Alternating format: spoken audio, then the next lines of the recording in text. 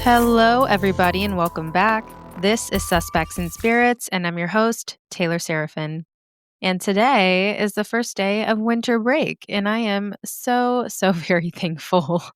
Also, I'm really sorry if I sound a little bit sick. That's because because I work in a germ factory. I've been sick all week, and I thought I was actually getting better. Like, I thought I was feeling better on Wednesday.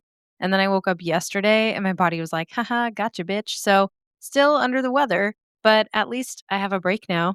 And for anyone who's sitting there at home saying, I wish I had 2 weeks off at my job, I mean, that's a very valid statement, and I feel for you. But also, there's a teacher shortage, so you're more than welcome to go fill out an application and also be driven to insanity at 7:30 a.m. by tiny dictators with runny noses and no impulse control. There are 35 of them. It's actually physically exhausting, and you get some serious compassion fatigue. And then you got to snap yourself out of it, put on your Miss Rachel hat, and get to work all day with a smile. So, if that sounds like something you're interested in, please come walk a day or two in our shoes, just for a hot minute. Maybe go fill out an application, become a teacher. I don't know. Uh, I don't know. I hate when people say shit like that about teachers. Don't hate me because you ain't me. Okay, let me enjoy my break. Also, keep in mind, please, it's not really a break from work. It's just a break from the students. Many of us do work over the break. So, get out of the bitter barn, go play in the hay. You want 2 weeks off, you go become a teacher. And I know that none of you guys listening would say that. You guys are cool. But, if you ever do think that, just remember that one time a student of mine wiped their own poop inside of their desk, and I had to figure out where the smell was coming from. And I mean, you probably didn't have to deal with that this week. So thank a teacher, because we put up with all the shit, literally. I'm so tired of you guys. It's partially my fault today, though. I stayed up to watch the fight last night, and I'm so glad I did. I wasn't going to. And if you don't know the fight that I'm referring to, it was the Jake Paul Anthony Joshua fight. I was not going to watch it because the Jake Paul Tyson fight had me big mad, so mad. I felt so deceived. I felt manipulated. I felt violated. I could not believe what I was watching. And I honestly felt after that JP needed to be humbled. And Anthony Joshua came in last night and he said, "Don't worry, I got this." And I got his jaw. I laughed so hard, you guys, when he knocked out JP because of Jake's face. It was so fucking funny. It was like he met Jesus in that moment. He was served a nice slice of humble pie, and it was perfect. Oh my gosh. Mwah, chef's kiss. My husband, ask my husband. I was like, oh my God, finally. We all know Tyson was watching, going, kick it bath. Love you, Mike. If you're new here, hi, I'm Taylor. This is a true crime podcast, I promise. It's also paranormal. I alternate between episodes. But see, the thing is, I work with kids. Obviously, I'm a teacher. So I come here to discuss things that I can't in the classroom. Sometimes that means I do a little self banter about sports, current events, opinions, family stuff, really just whatever. It's fun. It's like Russian roulette, but with intros. What will Taylor say today? No one knows. Welcome to my life. But I need to jump into the story because, in all seriousness, this is an important one. I mean, they're all important. It's a local one this week. Another Arizona case that I am honored to cover and bring more attention to. If you read the title, then you may already know this case, and I'm urging you to please stick around even if you think you know the full story, because maybe I'll bring something up that you're not aware of. If you listen to it on Morbid, I'm definitely going to mention some things that they didn't mention. Okay. If you haven't listened to Nikki's podcast, please stick around because there's a lot of important details here. And if you don't know the case, then good. That means this episode is doing its job. This case, though, you guys, I need to tell you, it is unsolved judicially. Okay. And I say judicially because Well, you'll see.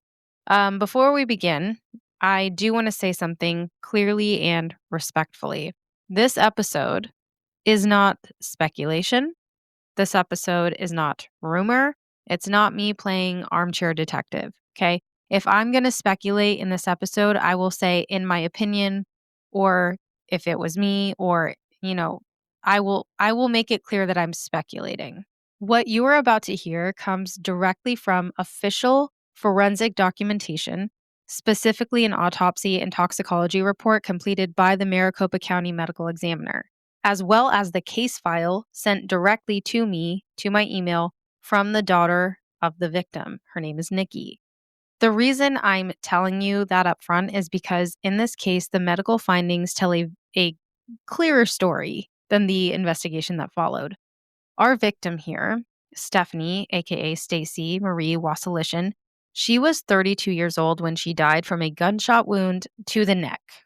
And in the coroner report, as some of you may know, her death was ruled a homicide. And yet, here we are, more than 30 years later, and this case is still described as quote unquote unsolved. So, today we're going to talk about why that disconnect exists and what Stephanie's body tells us that paperwork and silence do not. This case isn't being told because it's sensational, it's being told because it hasn't been handled with the scrutiny that it deserves. I was tagged by a listener, Summer. Once again, thank you for the tag. She tagged me on a TikTok post where the creator then reached out and asked me to help cover this case. And that creator was Nikki. You guys may know her. She is the daughter of the woman at the center of this entire case. Nikki is asking for help because mainstream media outlets have largely declined to engage with this story. Nikki has even gone as far as to start her own podcast called Poppy Killed Mommy. I highly, highly recommend you go listen to that if you haven't. She has the 911 call, interviews with the suspect who is still out here living his life, as well as letters from her mother's friends and interviews with those who knew her personally, as well as the suspect. The title of her podcast, Poppy Killed Mommy, she named it that because those are the chilling words that her 3-year-old sister said to her upon entering the squad car the night of her mother's murder. Now, growing up in Arizona myself and always having an interest in these topics, I knew this story, but I had no idea just how poorly it was handled until I heard the Morbid episode covering this back in September. And then after that, of course, immediately I ran to Nikki's podcast to hear her perspective. And let me tell you, it is frustrating, to say the least. And it's very important to keep in mind that the suspect here, he has not been charged and will not be charged with anything until proven guilty by a court of law, something that has not been done. Please also keep in mind that although this case is not solved judicially, it is absolutely solved medically. The case file that Nikki sent me, she sent me her mother's whole case file, plus the hours of other research I conducted about the coroner report, states multiple times that this is a homicide, which is why we're here. Not to point fingers out of anger, we are better than that, but rather to get the ball rolling for Nikki and her family. Closure may never truly be felt. I mean, how could it ever? I can't imagine how the family feels, and I won't pretend to, but I know that justice can still be served. So please keep in mind this is all from the case file. Okay. If I speculate, I will make it very clear that it's from me. But I do have one request from you guys, my true crime coven, any ghouligans listening. After listening to this episode, go listen to Nikki's podcast, please. And I implore every single one of you to call the Sedona Police Department or your local Arizona media outlet and urge them to get their ass on this case. Much like Alyssa Turney's case, it needs pressure. You apply enough pressure, eventually something breaks. So that's what Nikki's doing. She's doing the same for her mother. And we would all want the same for our loved one. So I will include all necessary phone numbers and websites in the show notes and in the TikTok video for listeners to use to get the word out so that we can help bring justice to Stephanie Wasilishin's case. So that being said, before we dive into the story, I need you to understand who our victim was. What you're about to hear is a DM that I received from Nikki about her mother. I asked Nikki if there was anything that she wanted me to include about her mother as a person or just, in general. And this is what she responded with. She said, quote, "My mom's name was Stacy Marie Wasilishin. She was my safe place growing up. She was funny, social, and affectionate, the kind of mom who made sure her kids felt loved even when life around her was unstable. When people hear my mom's name now, they usually hear it in context of how she died. What I want people to understand is who she was before that. She was a woman trying to protect her children and get out of an abusive relationship. In the weeks leading up to her death, she was actively making plans to leave. She spent hours on the phone talking through next steps and trying to figure out how to start over. The night she was killed, I was a child. I remember saying goodnight to her, not knowing it would be the last time I'd ever see her alive. Hours later, my little sister and I were taken from our home by police and placed into the custody of the man who would later be identified as the primary suspect in her death. At the time, I didn't understand how dangerous that decision was. I only understand it now as an adult, after years of reviewing the case. My sister was only 3 years old. She repeatedly told police that she had seen what had happened, but her statements were dismissed. No child forensic interviewer was brought in. No safeguards were put in place for us. The investigation continued while we were returned to the care of the suspect. For decades, I lived with unanswered questions and a version of the story that never made sense. It wasn't until I began investigating my mom's case myself, as an adult and as a mother, that I realized how many failures existed in the original investigation. My advocacy isn't about reliving trauma, it's about accountability. My mom deserves to be remembered as more than a statistic, and the decisions that were made after her death deserve to be examined. I tell her story because silence is what allowed this case to be mishandled in the first place. End quote. When I read that from Nikki, I got full body chills. I needed everyone to hear that and really take that in before we start. It's really important to keep in mind that more often than not, the scariest times for victims of domestic violence is when they're planning to leave. About 1 in 4 women, 1 in 7 men in the US have experienced physical violence by an intimate partner in their lifetime. Domestic violence affects more than 12 million people in the US every year. Women are disproportionately affected. They account for roughly 85% of severe intimate partner violence as victims. Intimate partners are responsible for over half of female homicides in the US. So, that being said, if you or someone you know is experiencing domestic violence, please call the National Domestic Violence Hotline at 1-800-799-SAFE. That is 1-800-799-7233. It is available 24/7. You can call confidentially. You can also visit thehotline.org for the live chat and support. I will include all of this in the show notes. So now, without any further ado, let's dive in. In July of 1993, Stephanie Stacy Marie Wasilishin became a name in a case file. But before that, she was a person. And that's where this story has to begin. Stacy was born into a life that, like so many, didn't necessarily unfold into straight lines. From an early age, she experienced instability, including abuse at the hands of a stepfather figure in her life. These were experiences that no child should ever have to endure. And yet, what stands out most about Stacy's early life isn't what was done to her, it's how she responded to it. She persevered, she survived, and she continued to love life with an openness that feels almost radical, given everything that she had already endured. People who knew her described her as warm, funny, and deeply social, the kind of person who could make a room feel lighter just by being in it. She lived loudly, she laughed easily, she was affectionate and expressive and unapologetically herself. Even after everything she'd been through, Stacy chose joy wherever she could find it. By the time she became a mother, that instinct to protect became central to who she was. Her children were her anchor. Her reason for pushing forward, for trying again, for believing something better was possible even when circumstances were hard. It's also very important to understand what Stacy didn't believe in. According to her daughter, her ex, Craig, and close friends, Stacy hated two things: beer and guns. She loved a good wine, hated the taste of beer, and hated guns. She was deeply uncomfortable around them and she avoided them entirely.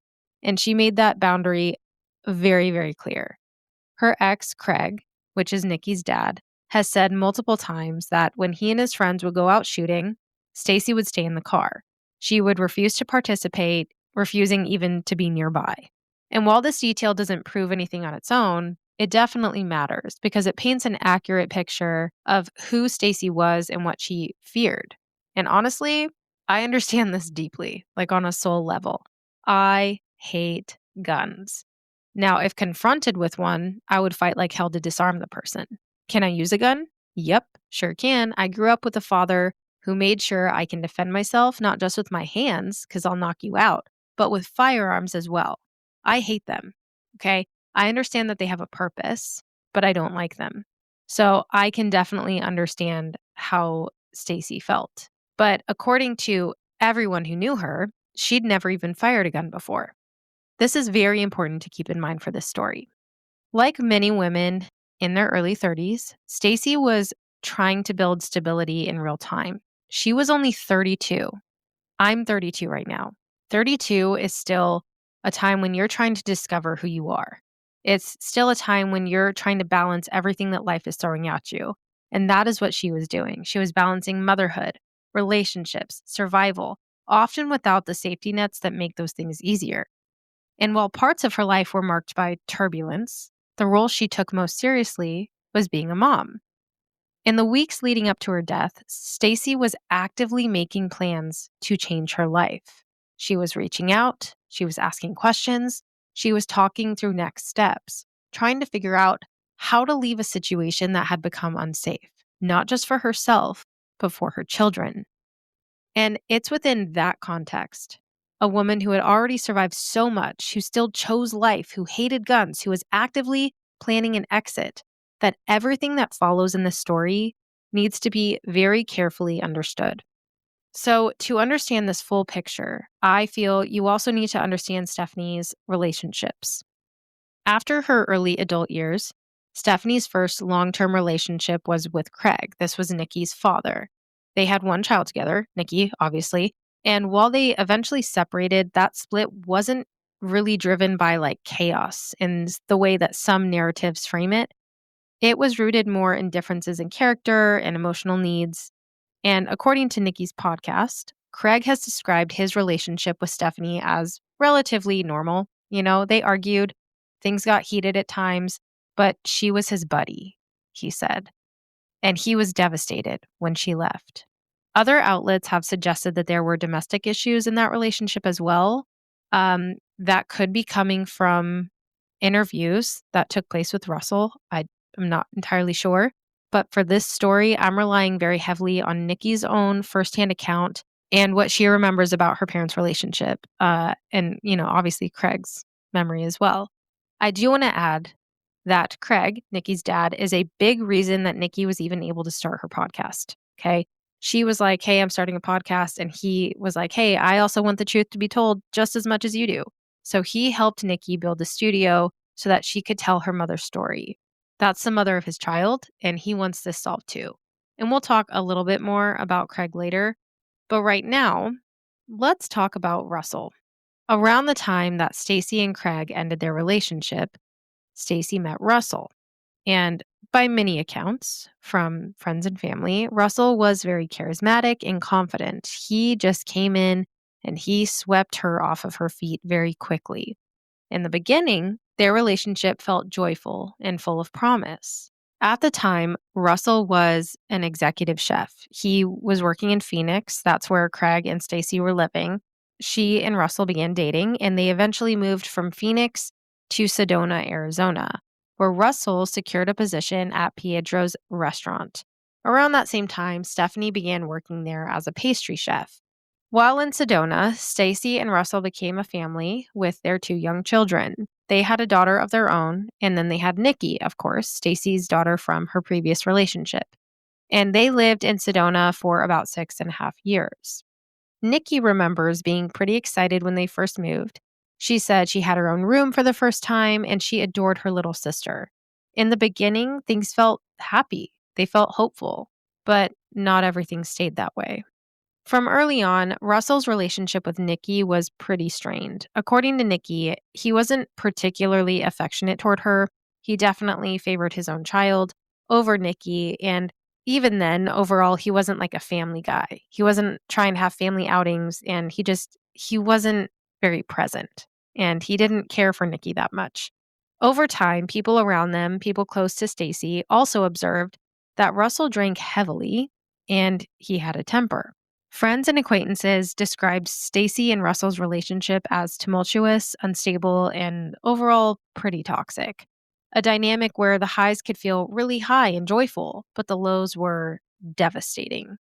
And by the summer of 1993, the cracks in Stacy and Russell's relationship were no longer subtle.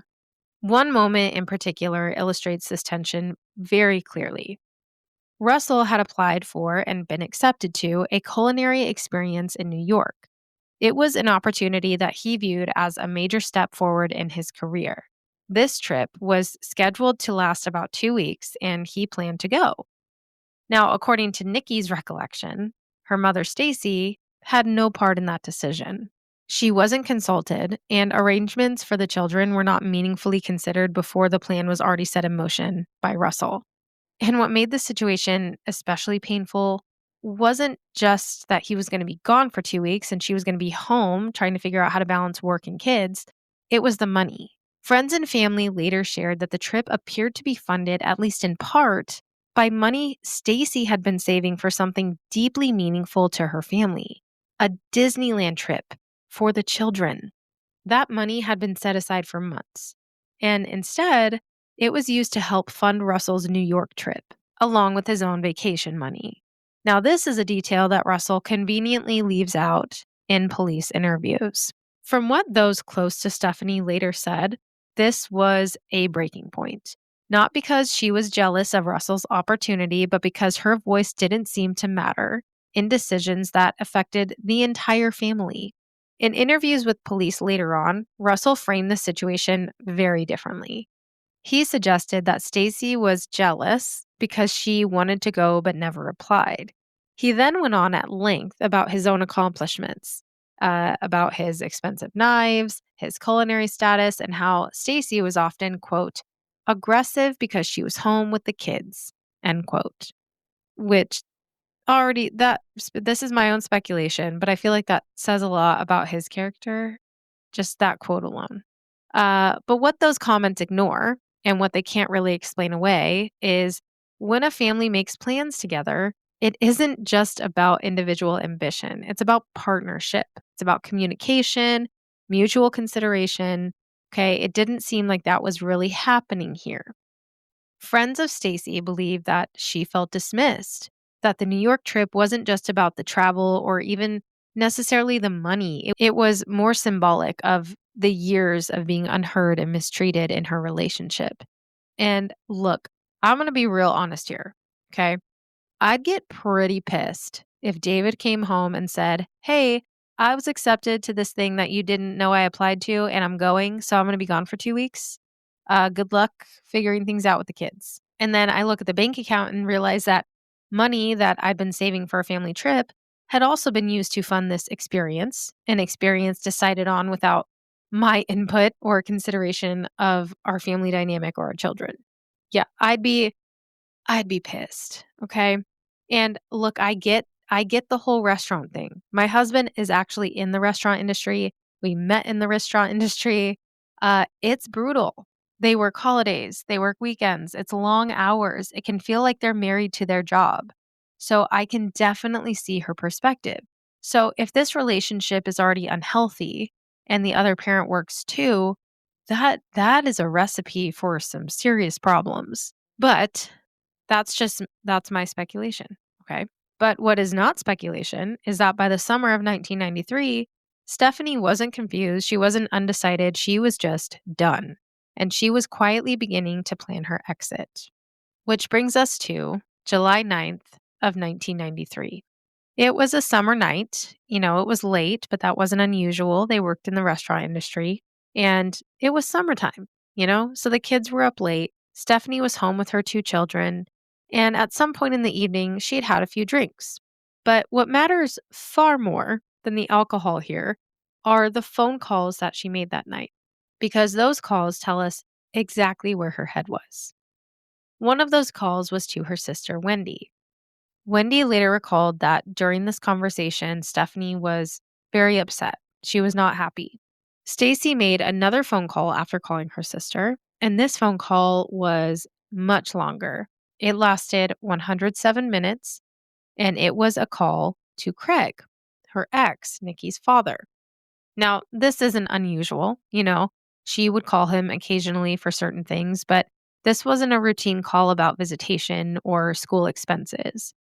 Craig later explained that he could immediately tell that something was wrong.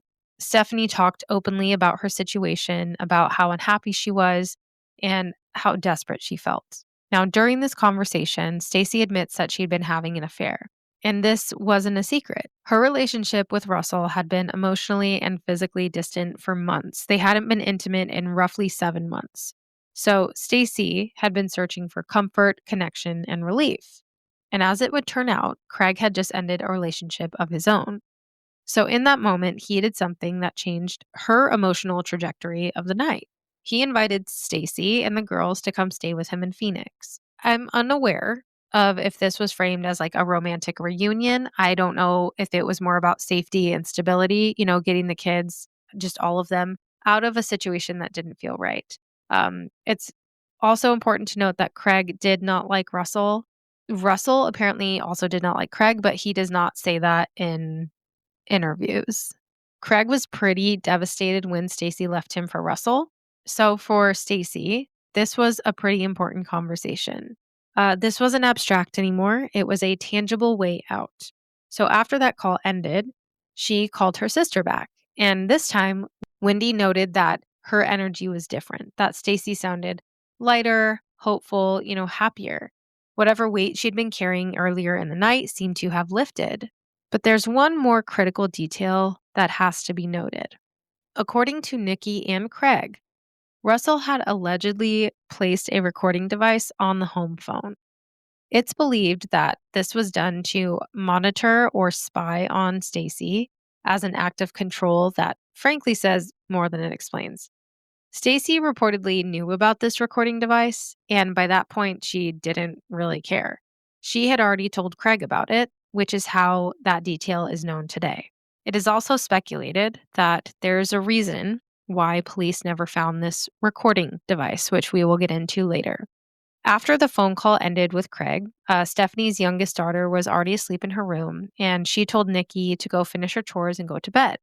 Nikki later recalled that she lied about doing her chores, as many kids do often, told her mother goodnight, and went to bed, not knowing that that would be the last time she would ever speak to her mother.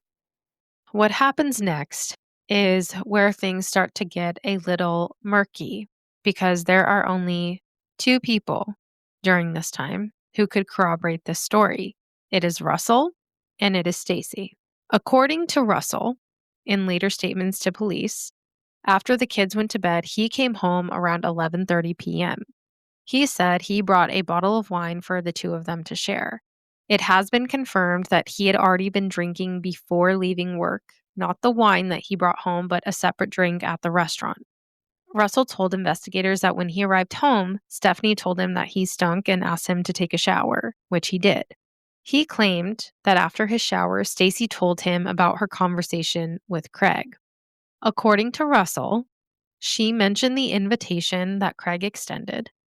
And this is where things for me personally, become a little difficult to reconcile, because most people planning an exit, especially from a volatile or abusive relationship, they don't typically announce their plan openly to their abuser. But remember, there's also that thing about the recording device. So, what Craig and Nikki believe is that Russell may have learned more than Stephanie intended, not through conversation with her, but through the recording device. It is speculated by them that he returned home, heard the recorded phone call after his shower, and became angry. And then an argument ensued. And that belief does matter, not because it can be proven beyond a doubt, but because it does align with everything we know about, control, escalation, what often happens when an abuser realizes they're about to lose their control over their victim. What happens next? This is when the story begins to really fracture. Okay, so bear with me here. Because from here on out, we largely are relying on one person's account, and that is Russell. According to Russell, sometime after those phone calls ended, after he got home, an argument broke out between him and Stacy. He told police that they had been arguing.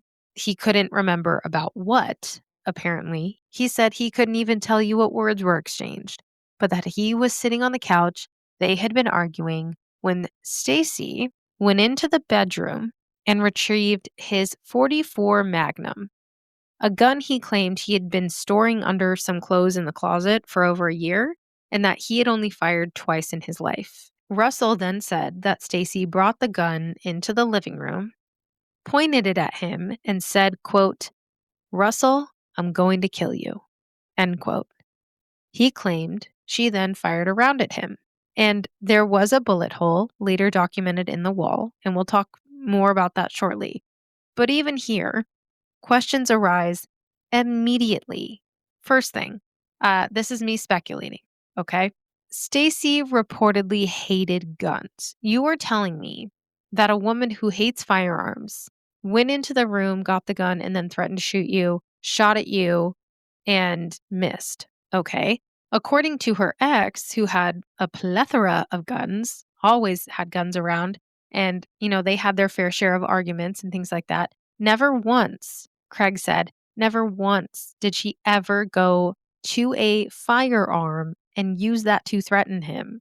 He even joked about how, oh, she wouldn't need a gun. She was a tough broad, right?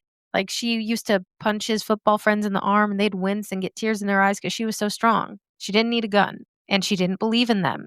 So this for me already is like, what? Okay. So she went and got the gun apparently and brought it out and shot it at Russell. All right.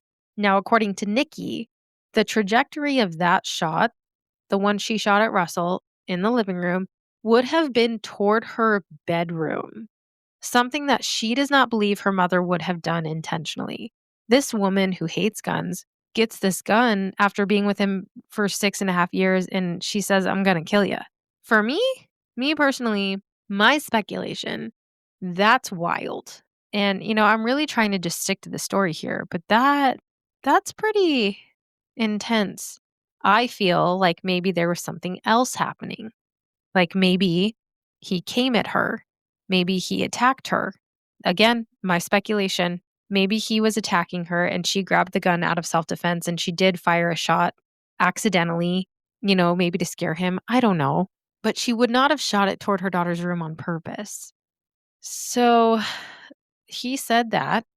Russell went on to say that Stacy may have missed him accidentally and that she was, in his words, quote, "screwing around," end quote. Because, if you don't like guns, that's the first thing you're going to do is you're going to go screw around with one. He claimed that she then went back into the bedroom and that he followed her. So I'm going to pause here again for just a moment. If someone has just fired a gun at you, intentionally or not, following them into another room is not a natural or logical response. But according to Russell, that's exactly what he did. He told police that he confronted Stacy in the bedroom, asking her, "What's going on? What are you doing?" And that he then grabbed her by the wrists and attempted to take the gun away. He's saying that there was a struggle, right? They're struggling over the gun. He doesn't want to get shot, right? They're struggling over this gun.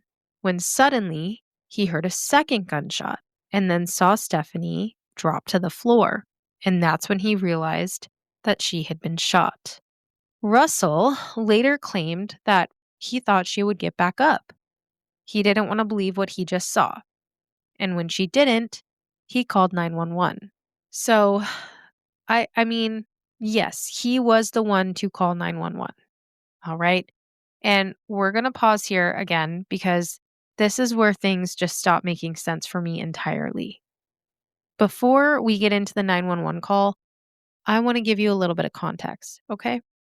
I don't know how many of you guys have ever fired a gun before. I have. And firearms, they don't just go off. Like in stories like this, when people are like, yeah, we're struggling over the gun and then it just went off. No, someone pulled the fucking trigger. Pulling a trigger, especially on a 44 Magnum, requires some deliberate force, my friends. That matters as we move into the rest of this story. Okay, let's keep that in mind. So Russell calls 911 and he tells the dispatcher that there had been an accident. And the dispatcher's like, okay, how many vehicles? And he goes, no, no, my wife's been shot, which again, weird to me that he's calling her his wife. They're not married. He lives with her, they have a child, but that's not his wife. But he says, my wife has been shot. The dispatcher then asks, who shot her? And Russell responded, and this is a direct quote. I don't know who shot her. I might have shot her. She might have shot herself. End quote. Not exactly a clear statement to the dispatcher.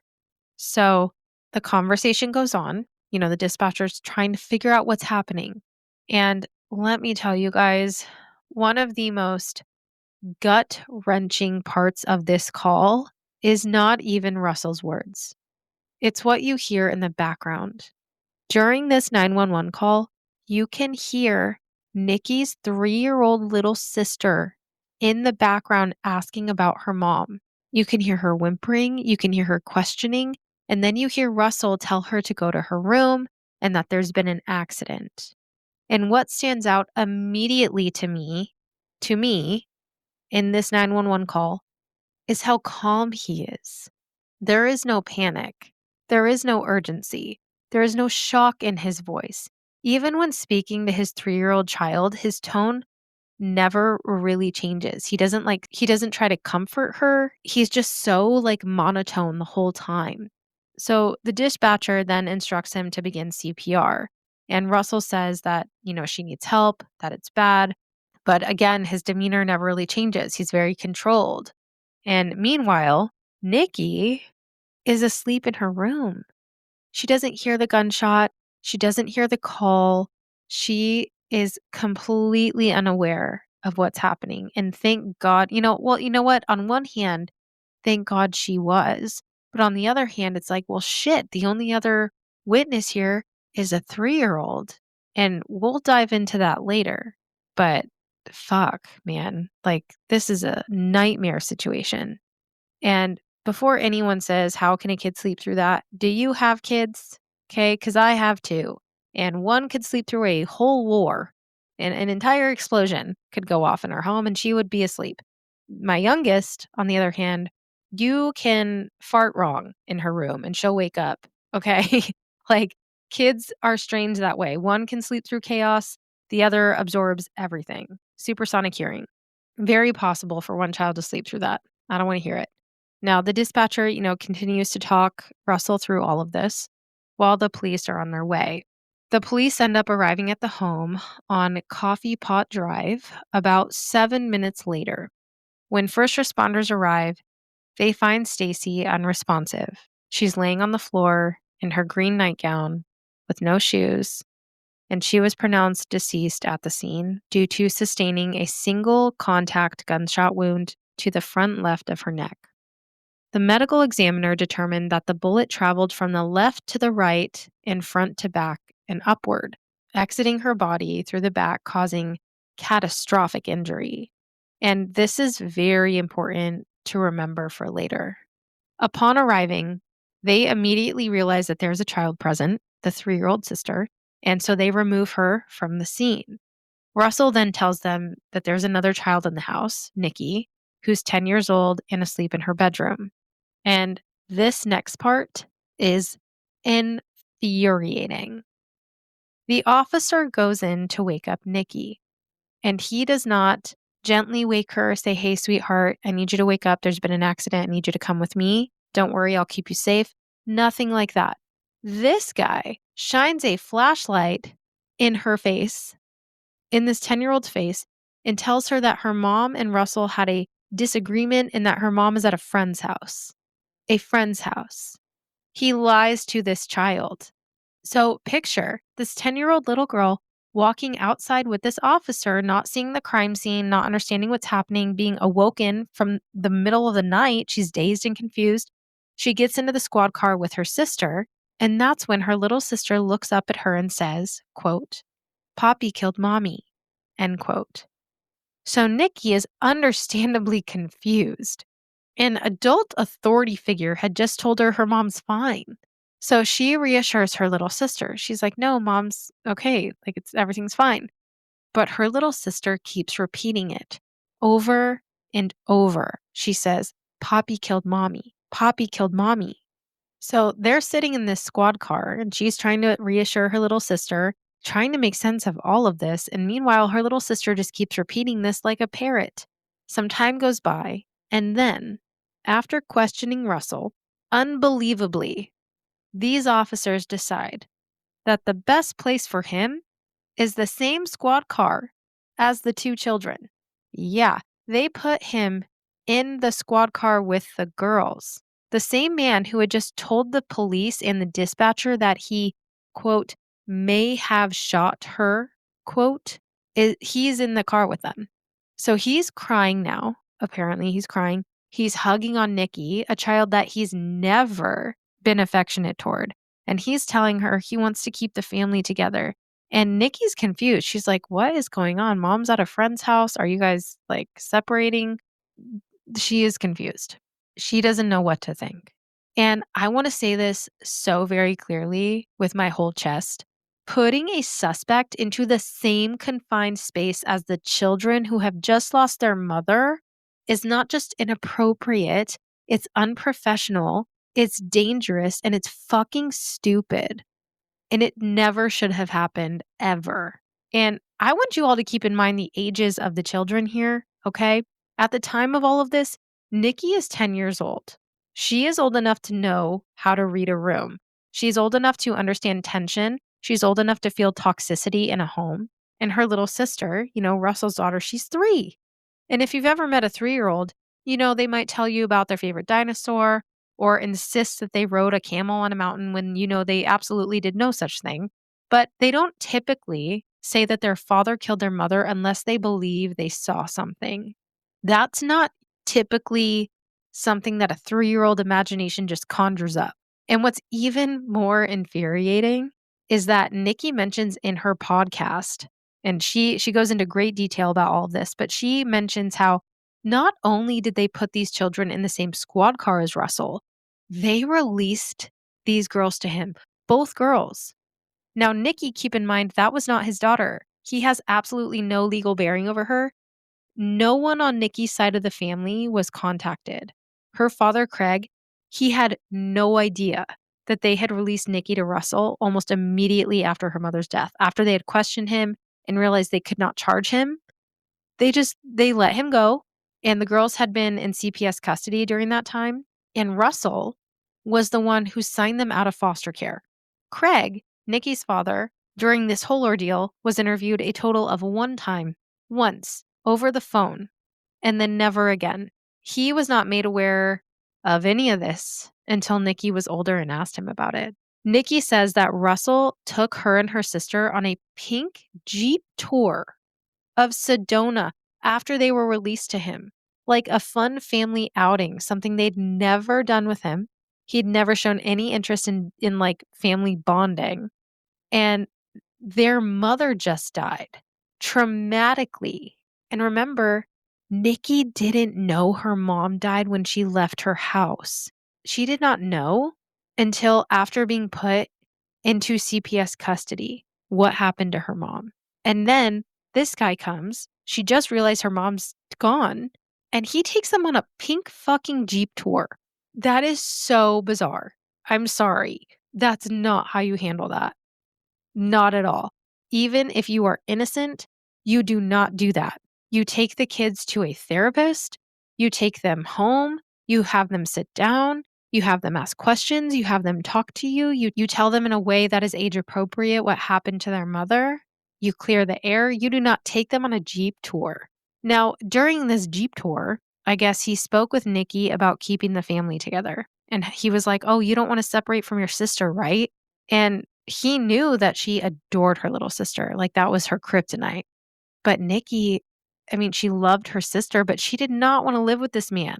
And thankfully, she didn't have to. Okay. She did not end up living with him, thank goodness. And she did get to see her sister for Christmas and then also on a Disney trip that her aunts were able to coordinate. Now, this was later on. Okay. They were like, "Oh, let's take them to Disney, like your mom had wanted to take you in honor of your mom, basically." So they did go. Nikki did not have fun. She doesn't even remember the trip, she says. But what's important about this trip is that suddenly her little sister's story had changed. So Nikki and her little sister were alone. They were discussing, their mother. And her little sister is now saying, "Mommy killed herself," which was the complete opposite of what she had repeatedly said the night of the crime. So after reporting what her sister had said to her aunts after that trip, Nikki did not see her sister for a decade, which is pretty devastating and very telling, if you ask me. This is me speculating, okay? It's almost like Russell did not want his daughter around Nikki now because I guess apparently the aunts had confronted Russell about this sister's sudden change in her memory, which is very shitty to do. To separate children because of your own vanity, your own ego. Like, if you really didn't hurt their mother, you have no reason to separate these girls. You could attempt to talk to the aunts, you could reason with them, you could try and even have a conversation with Nikki. Or, I don't know, be open with the investigators about what happened. If it really was an accident, then let's prove it's an accident.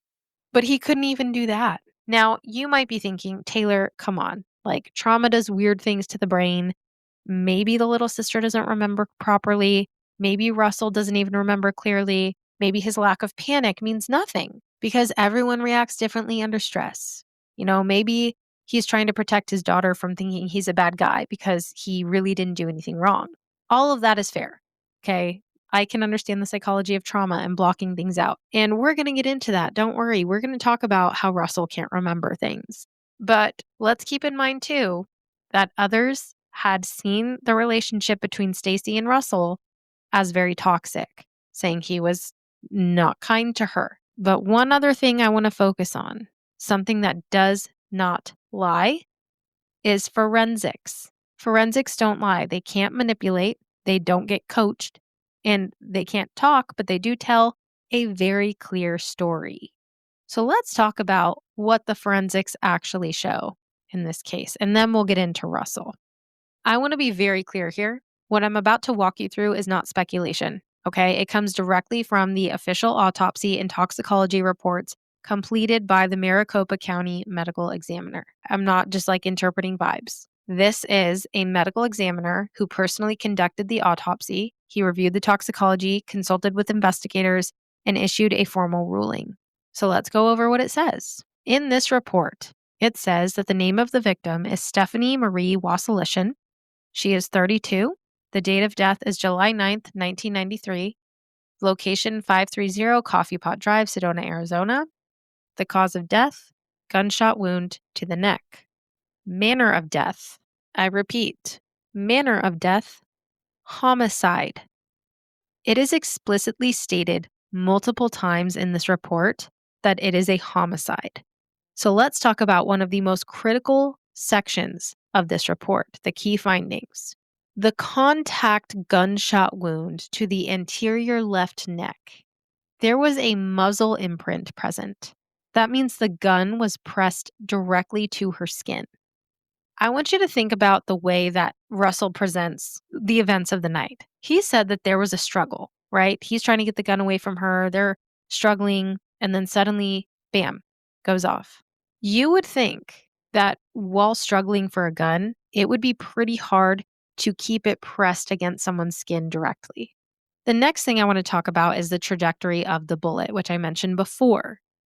This report says it went in an upward trajectory from left to right, front to back, and that the bullet exited the body toward the back. So the medical examiner states, and this is a direct quote, "The character of the wound is such that it is a contact wound, more consistent with deposition in a defense posture than with any self-inflicted injury." End quote. That is an unusually strong and direct statement for a forensic pathologist. He's basically saying this looks defensive. This does not look like she killed herself in any way.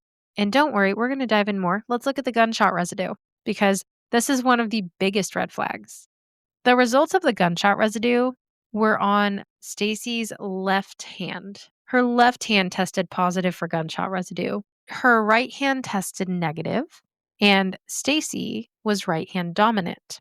Even Russell says in reports that she was right-handed. During one of the interviews, they asked Russell which hand was she holding the gun in. And you guys, he goes, well, I mean, it's got to be her right hand. She's right-handed. So if Stephanie had fired a gun herself, you would expect the residue to be on her dominant hand. But instead, the residue was found on her non-dominant hand.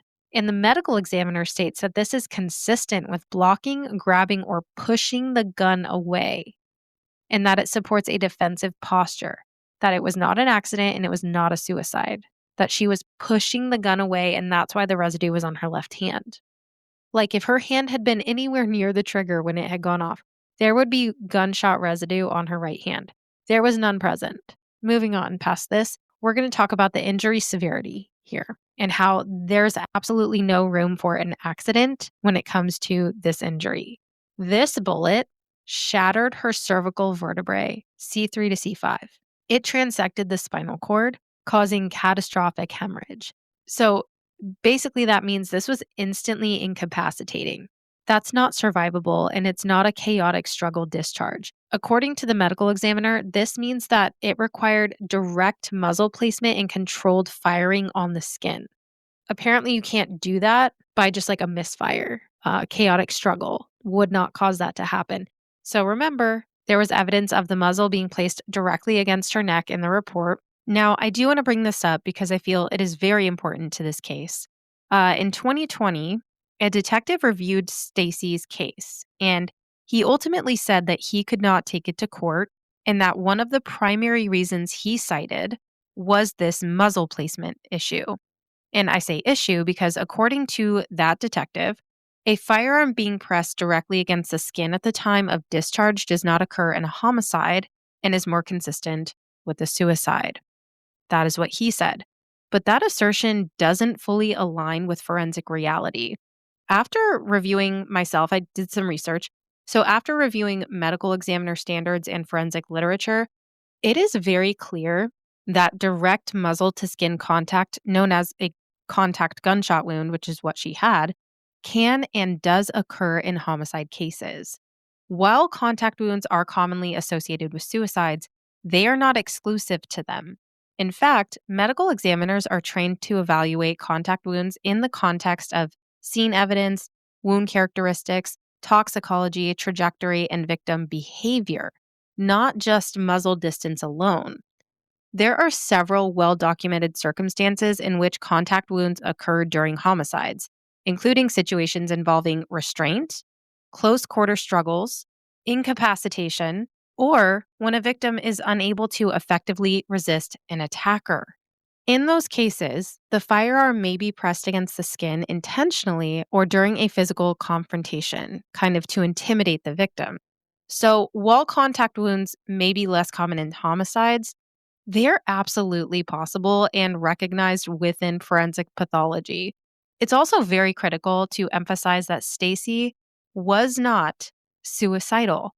Friends and family have been very clear and consistent on this point. There was no history, no ideation, and no behavior suggesting that she was at risk of taking her own life. That context matters because manner of death is never determined by a single factor in isolation.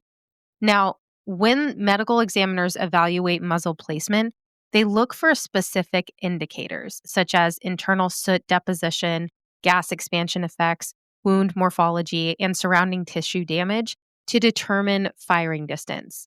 These findings help establish how a gun was fired, not why. And importantly, none of those indicators on their own determine intent. As for the toxicology, and I'll get into that in just a moment, I don't believe it explains how this was carried out, but it's still an important piece of overall, the overall picture when considering vulnerability, impairment, and the dynamics that may have occurred.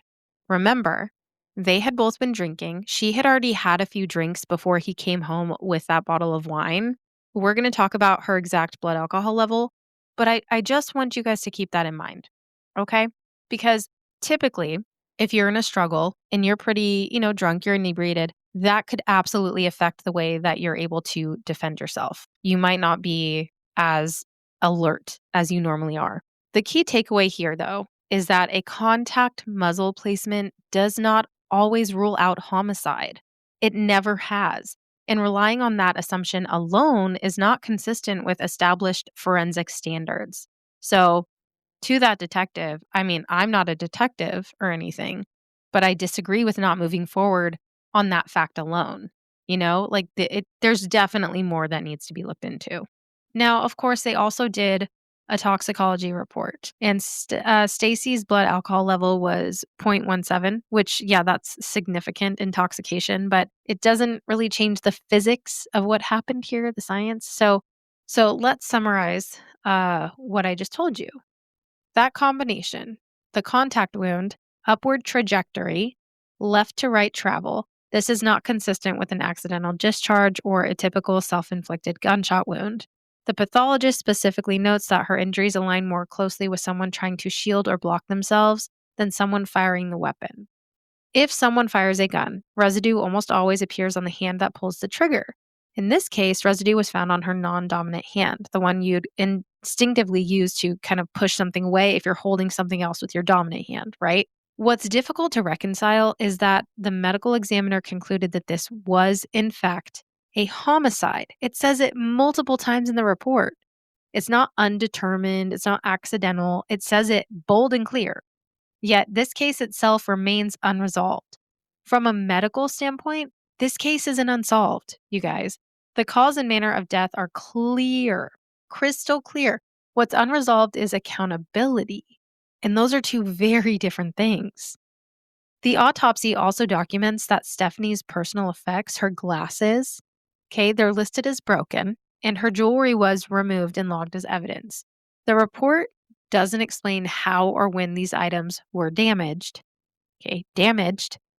Only that this was their condition when she was examined. I feel, this is me speculating, I feel this tells a story. If her glasses and jewelry were damaged, that definitely indicates a struggle with more than just a firearm. So now that we know the forensics, let's get into Russell's account of what happened, because right now he's the only reliable witness. We'll talk more about the sister in a little bit. From the very beginning, Russell's account of what happened that night was pretty unstable. Think about his initial statement to 911. His first narrative comes from that call. When he was asked who shot Stacy, he said, "I don't know who shot her. I might have shot her. She might have shot herself." That's not a confident account. And then in early police interviews, he says that she shot at him. In Russell's first formal police interview after officers arrived, he provided a pretty detailed version of events. In this account, he says that Stacy allegedly went to the bedroom and retrieved his .44 Magnum from the closet, that she then pointed it at him and fired. He claimed that the first shot missed, and then a struggle followed after he followed her into the room trying to get the gun away. And during that struggle, a second shot went off and she fell to the ground. This version formed the original narrative of the investigation. That was his first interview. In other interviews, Russell admitted something important. When asked if he called 911, he said two different things. The first time, he said, yeah, he called 911 immediately. So he realized she wasn't moving. He picked up her head, put her back down, and then called 911. But then he kind of retracts this and says he didn't call 911 immediately. Instead, according to Russell, he saw blood beginning to pool around Stacy. And his very first instinct was to move the gun. Why would that be your first instinct? I don't know. He said he picked it up and he started talking to himself, about how this isn't real. He realized what he did wasn't a good idea and that he puts the firearm back and then he calls 911. During this time, his child is watching. Okay, keep in mind, his 3-year-old is awake. She is watching. Investigators noted that this behavior was beginning to feel inconsistent with an accidental shooting scenario. And this is also where Russell begins framing Stacy's emotional state. When asked about their relationship, he brought up his New York trip opportunity again, saying that Stacy was jealous. And you guys will see, I'll talk about this more for his final interview. But throughout multiple interviews, he repeatedly portrayed her as a woman in constant need of validation. Like he was kind of talking shit. And what's even more bizarre is that he could recall little things from the past that would like irritate her or how she was, particular about cleaning, stuff like that, but could not for the life of him remember the words that were exchanged on the night that she was shot. And honestly, even if any of that stuff about Stacy were true, why is that relevant to the conversation? He talks extensively about how, she needs this validation. What does that have to do with the story, dude? What does that have to do with her being shot? He then talks extensively about himself. Like he always brings the conversation back to him or his job or his expertise. It's bizarre. I don't know. Like you're being questioned about the mother of your child being shot. Stick to the facts. Stop talking about your chef expertise and your past jobs and your expensive knives. There are multiple points where in the interviews they have to pull Russell back on track because he's gone so far like off topic. It's a little bit annoying actually when you're listening to the interviews because you're like, what does this have to do with what happened? So now let's talk about the only other witness that was there, his 3-year-old daughter, because this cannot be ignored, okay? Nikki's 3-year-old sister was awake after the shooting. According to family recollection and an interview that took place, she saw Russell with the gun. She later indicated that she watched him put it away. At just 3 years old, she repeatedly said the same thing. Poppy killed mommy. Not once, not after coaching, but spontaneously, over and over. And here's where the system failed her completely. She was never interviewed by an actual trained forensic child specialist. Her statements were never like formally documented, and she was never treated as a witness, even though she was present, awake, and repeatedly expressing what she believed she had seen. Instead, she was placed into a squad car with the very person that she was describing. Now, later on, she was interviewed, but not by a professional child forensic team. It was just somebody like involved in the investigation. Nikki actually reads this interview on her podcast verbatim. And I'm not going to go into every detail here. You guys can go listen, just like you can go listen to the 911 call and all of Russell's interviews. But I will tell you this about this interview with her little sister. It is infuriating. It is unprofessional and it is ridiculous.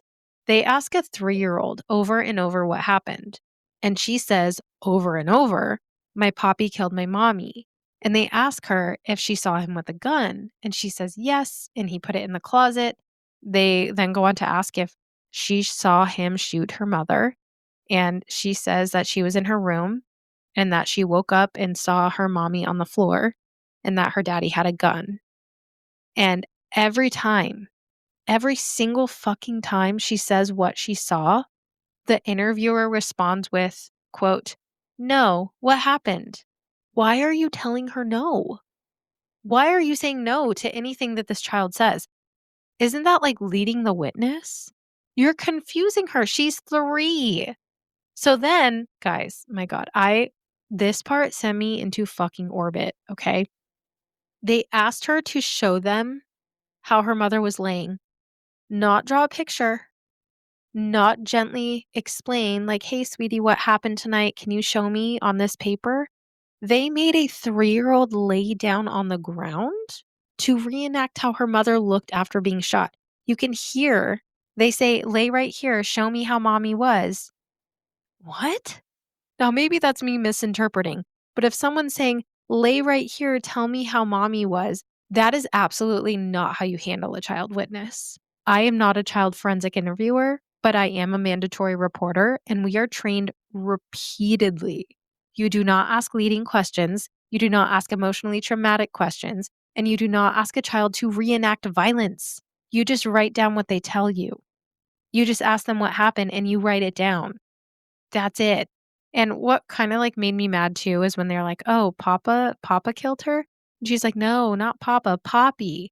She's correcting the interviewer, and they're still not listening to her. Guys, I can't tell you enough. Go listen to Nikki's podcast. It is so in-depth. Like, I'm barely scratching the surface here. So, eventually, they say they aren't getting much, and they end the interview. And what I really want to press on is when a case relies on one adult and their account keeps changing, AKA Russell, and the only other witness is a child who was never properly heard, investigators are supposed to turn to the one thing that can't be coached or intimidated, and that is the body. And this brings us back to Russell. And I'm going to share with you all yet another detail that deserves some very, very careful attention.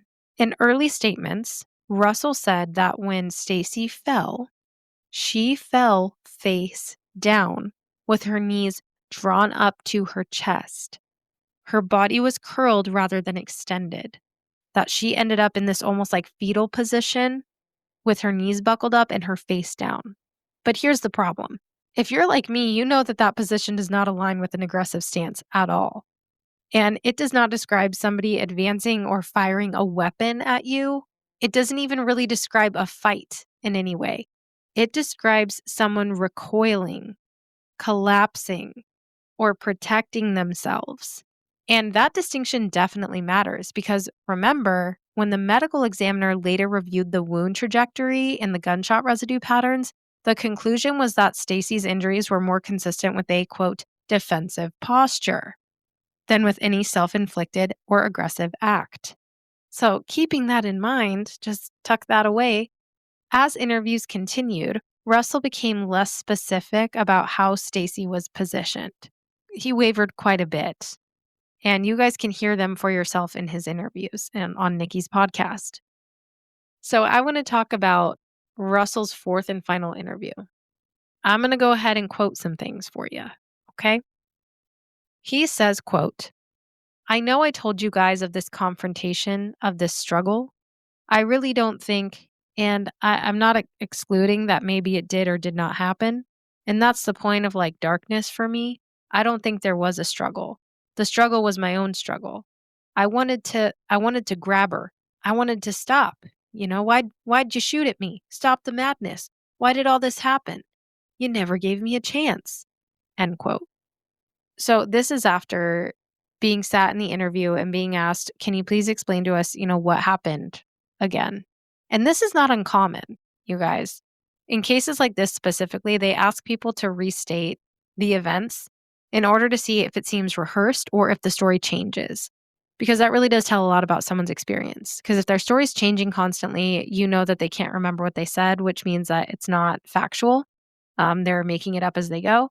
Whereas if somebody's story is too precise, it's like verbatim, word for word every single time, that sounds rehearsed. What they look for is, that middle ground of their story doesn't really change. Maybe the way that, their demeanor is, the way that they present it might be slightly different, but the story in itself, like the meat and potatoes, it's there. It stays the same. So now Russell is saying that there was no struggle. And the officer then asks, so what happened then? And Russell responds, quote, I don't know what happened. I don't know what happened. It'll come to me. I don't think I ever put my hands on her. End quote. Remember, his first statements said that he tried to get the gun away from her, that he put his hands on her wrists, and that they had a struggle. So now he's saying he never touched her, that there wasn't a struggle. So the officer presses him further. He says, why don't you think that? And Russell says, well, because I saw her fall. He says, I saw her fall from a distance. So now the officer is like, You saw her fall from a distance, huh?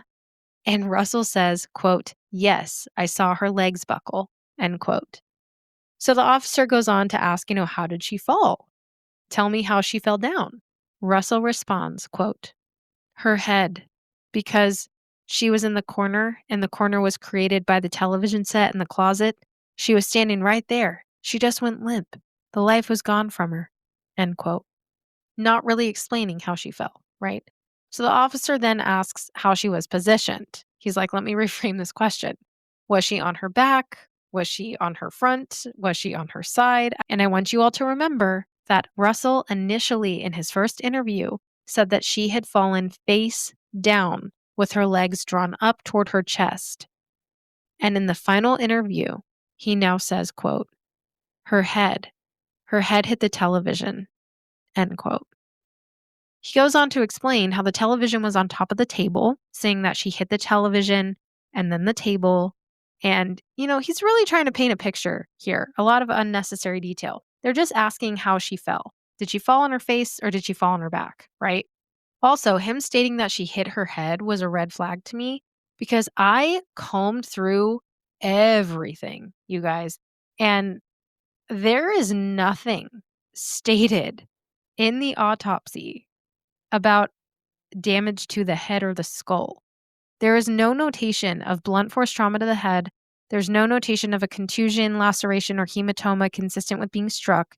There's no independent head injury unrelated to the gunshot.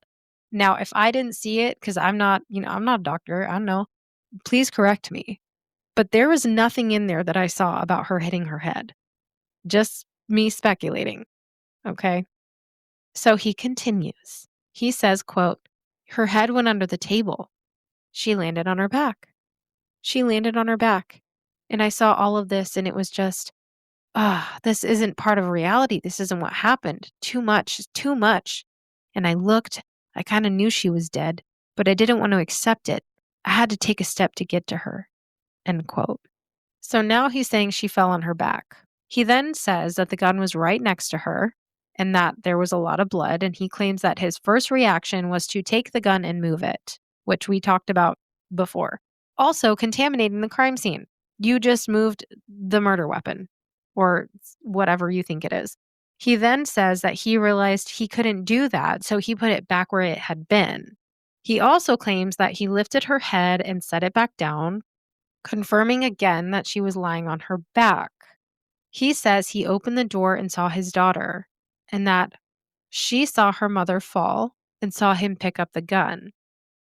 This was his attempt to explain away what his daughter may have witnessed. But the truth is, I want us all to keep in mind, if you go listen to those interviews, he does not know what his daughter saw. He is not her.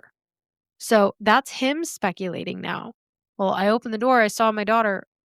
The door was ajar, apparently, in original reports. It was ajar. And in his daughter's reports, she definitely saw her dad with the gun. So at this point, when he's trying to explain away what his daughter saw, which he can't really do, the officer tells him that there have been numerous discrepancies in his story. At one point, there was a struggle, and now there isn't. The officer says, quote, every time we have talked to you and every time we have interviewed you, the story has been different, end quote. The investigators explained to Russell that they have the autopsy results, the forensic findings, the interview with his daughter, his initial 911 call. They also explained that they obtained the same model firearm, a .44 Magnum. This one was a Ruger, and it was a similar model with different grips, and that they also found someone who matched Stephanie's arm length, and they attempted a reenactment to see if this was even possible, and it didn't work. They tell him it did not work and that they do not believe that this was a suicide at all. They don't believe it was an accident. So they're kind of pressing Russell. And Russell had even told them before that Stephanie was right-handed. Yet there was no evidence that she fired the gun with her right hand. What they do have forensic evidence showing is a defensive position with the gunshot residue on her left hand, consistent with her pushing the gun away. And the officer says all of this directly to Russell in the interview. And Russell responds, quote, I don't even know where she was shot, end quote. Meanwhile, keep in mind, this man was giving her CPR during the 911 call. He would have been able to see the gunshot wound. And if he was in close quarters with her when the gun went off, as he originally stated, he would probably be able to tell like the general area of where she was shot. And then in the 911 call, he says maybe the chest or the neck. So I'm sorry, Russell, but I think you do know where she was shot. So then the officer explains that if this were truly an accident, accidents happen, it would be reasonable to believe that. The officer tells him that. He's like, if this is an accident, we want to prove it. Okay. But Russell is all over the place with his accounts, making it pretty much impossible to reach a conclusive decision. So the officer is very straightforward with him. He says that Russell has been truthful to a point and that it's clear that originally he knew it happened. But now he's changed his story and he says he doesn't really know. But the evidence shows that Stacy did not commit suicide and that Russell was the only person present in the room with her. And then when presented with a question of what do you think a grand jury would conclude of this situation, Russell goes on to say that he doesn't know what a grand jury would decide because, according to Russell, quote, I don't know what they have, end quote. So he's basically saying he doesn't know what would happen if he went to court because he's unaware of the evidence that they have, even though they have been very, very clear with him about what they have and what he has been presenting. So the conversation goes on and he adds, Russell says, quote, I have been left victim, end quote. This is during a dialogue where he's explaining that investigators called him and then didn't call him back. So he feels victimized. Russell's like, I want to know what happened myself. You were there, Russell. You were literally in the room. So then the officer, he's getting a little annoyed. He's like, hey, listen, Russell, you have canceled appointments. You promised to provide a new phone number and didn't. You never returned calls. Investigators went out of their way to consider this an accident. They had no reason to doubt you initially, but now they do because your stories changed repeatedly. So the officer explains that typically when people genuinely forget details due to trauma, they forget it from the beginning. They don't invent a story and then retract it later and then remember. The officer says, quote, 1 minute you were saying she fell forward. Now you're saying she landed on her back, end quote. Initially, Russell did say she fell forward, almost into the fetal position, face down. Officer asks him, quote, how do you explain forgetting all of this? And Russell responds, quote, I can't explain it, end quote. So at this point, Russell is selectively forgetting details. He's refusing a reenactment. He has refused a polygraph. And the officer is left with many, many doubts. And he says that the case will eventually just be left to a grand jury. And I want to add this, just keep in mind that during these interviews, Russell goes off on very long word salad tangents. 1 minute, he's talking about how Stacy was jealous of his opportunities. And then the next, he's talking about what an amazing chef he is. At one point, he goes back years and tells a story about an old manager being found in a bathroom stall pulling her hair out from stress. He remembers tiny details about places he's worked, but he can't remember how the mother of his child was shot when he was the only one in the room with her. In my opinion, very telling, allegedly. When asked if there was anything else he wanted to add, Russell says no. He says that he wishes it were over so he could move forward with his life. You know who can't move forward with their life? Stacy. So that part pissed me off. So this entire time, Russell seems like almost annoyed. Like he just wants this over with. And he even tells them at one point, like, I'm done. It's a Friday. I have work to do. And I have one last critical detail that needs to be mentioned. And I saved this for last because it is important. Between the time that Stacy was shot and the time Russell called 911, there was a delay. Russell claims it would have taken him anywhere between, 25 seconds. That's not a direct quote. Okay.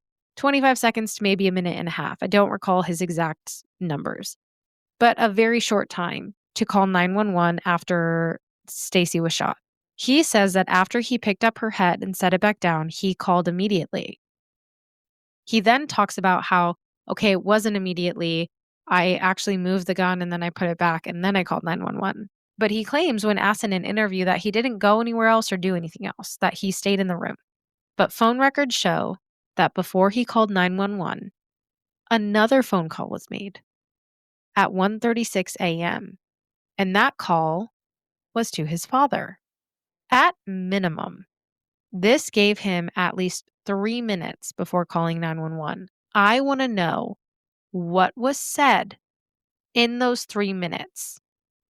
Did he tell his father how he found out about the conversation with Craig? Did he talk about the recording device? Is this when his father said, hey, you might want to take that recording device off the phone?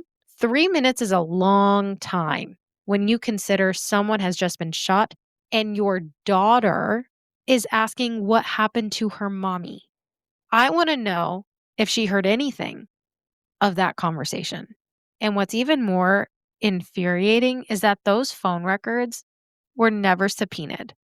That call was never followed up on. And by November of 1993, despite the medical examiner ruling Stephanie's death a homicide, the Yavapai County Attorney's Office reviewed the case twice and declined to file charges. Prosecutors said that there was insufficient evidence to present to a grand jury. So that means there was no arrest, there was no indictment, there was no trial. It never went to court. To this day, the case remains officially unsolved in the legal system, even though the medical findings point very strongly in a different direction. And unfortunately, this is where I have to leave this case. There has been not a ton of movement, and Nikki is trying desperately to get her mother's case officially solved. I don't know how this case got so fucked. It really should have gone to court. I'm sorry, but if someone can't keep their story straight, a 3-year-old is telling you that her father killed her mother, the forensics say that she was in a defensive position and that there's no way it was self-inflicted, it needs to go to court. If it was an accident, okay, let's prove that. Accidents happen. They do. But come on, to just not even move forward with this case and leave the family in limbo without closure, that is such a failure. Such a failure. And if you would like to do something, there is a change.org that Nikki created for her mother's case. I will link that in the show notes as well. She created it a few years ago, but you can still sign it. It's still active. The more signatures, the better. And you can also donate money. I have tried calling the Sedona Police Department, and I was basically met with, I can't reveal that information to you without consent from the family. And I told them that's fine, actually. I know all I need to know because I have the case file right here in my hand. What I want is for the case to be reopened. I want it to be investigated thoroughly and taken to trial before this man dies so that the family can at least get their day in court to discuss what really happened. And they said, thank you for your suggestion. So once again, I'm going to implore you all to do what you can to contact local Arizona media sources. If you have connections, tell them about this case. Tell them to listen to Poppy Killed Mommy. Tell them to listen to this podcast and the many, many, many others who are covering this case because mainstream thinks it's too sticky or whatever. If you have connections and you don't feel comfortable asking, send them to me. Send me their info. I'll do it. Send it to Nikki. She's on TikTok. Okay. And I'll include her handle in the show notes as well. She will absolutely contact them. This is not the first case of its kind, you guys. Of course it's not. There are way too many cases like this that need solving. We need to get the ball rolling for all of them. They all matter. So please visit the links in the show notes, make the phone calls. It's all there for you. Put some pressure on it and help make a difference, especially if you're in Arizona. Hell, even if you're not, tell your local media about it and maybe some outside pressure will help. I have seen petty threats and dumb he said, she said non-murder cases go further in court than this case. Unbelievable. I do want to take a moment to thank Nikki. Nikki, thank you so much for trusting me with your mom's story. I am forever sending you and all of your family love and healing, and will keep doing my best to put pressure on this case as well, because this was certainly not handled the way it should have been. Thank you for reaching out, and I hope I did your mother's story some justice. Keep fighting, and let me know if there's any other way I can help. In the meantime, once again, if you or anyone you know is experiencing domestic violence, please call the National Domestic Violence Hotline at 1-800-799-SAFE. That is 1-800-799-7233. It is available 24/7. It is confidential. You can also visit the hotline for live chat and support. I have included all of this in the show notes. Thank you again for joining me on another case. Please share this episode. Share it with everyone. Everyone needs to hear it. And go listen to Poppy Killed Mommy. It has so much important information. I barely scratched the surface. She does a beautiful job telling her mother's story. Go listen to it and go share it. Share it all. Don't forget to rate, review, and subscribe. And as always, remember to trust your lizard brain. Until next time, goodbye.